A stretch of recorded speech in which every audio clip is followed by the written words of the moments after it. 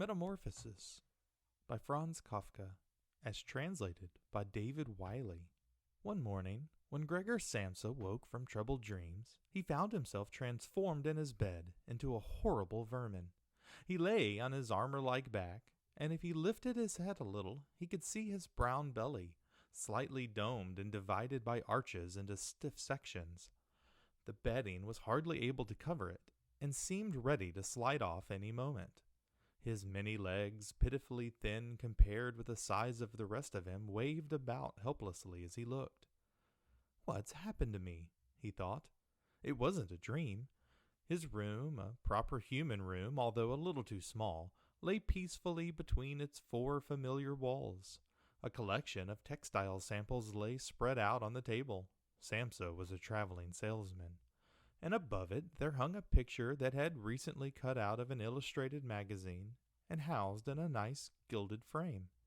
It showed a lady fitted out with a fur hat and fur boa who sat upright, raising a heavy fur muff that covered the whole of her lower arm toward the viewer. Gregor then turned to look out the window at the dull weather. Drops of rain could be heard hitting the pane, which made him feel quite sad. "How about if I sleep a little bit longer and forget all this nonsense?" he thought. But that was something that he was unable to do because he was used to sleeping on his right, and in his present state he couldn't get into that position. However hard he threw himself onto his right, he always rolled back to where he was. He must have tried it 100 times. Shut his eyes so that he wouldn't have to look at the floundering legs, and only stopped when he began to feel a mild, dull pain that he had never felt before.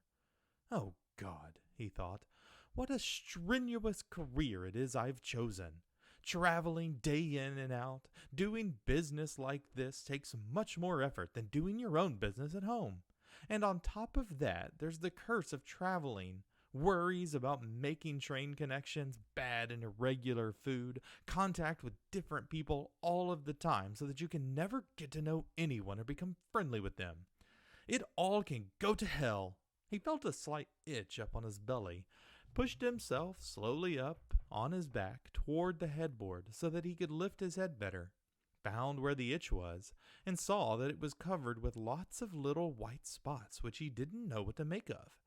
And when he tried to feel the place with one of his legs, he drew it quickly back. As soon as he touched it, he was overcome by a cold shudder.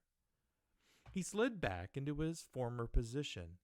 "Getting up early all the time," he thought, "it makes you stupid. You've got to get enough sleep.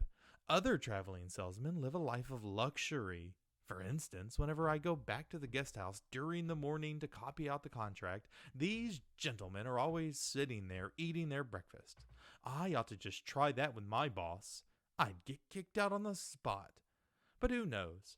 Maybe that would be the best thing for me. If I didn't have my parents to think about, I'd have given my notice a long time ago. I'd have gone up to the boss and told him just what I think. Tell him everything I would. Let him know just what I feel. He'd fall right off his desk. And it's a funny sort of business to be sitting up there at your desk, talking down at your subordinates from up there, especially when you have to go right up close because the boss is hard of hearing. Well, there's still some hope. Once I've got the money together to pay off my parents' debt to him, another 5 or 6 years, I suppose. That's definitely what I'll do. That's when I'll make the big change. First of all, though, I've got to get up. My train leaves at 5.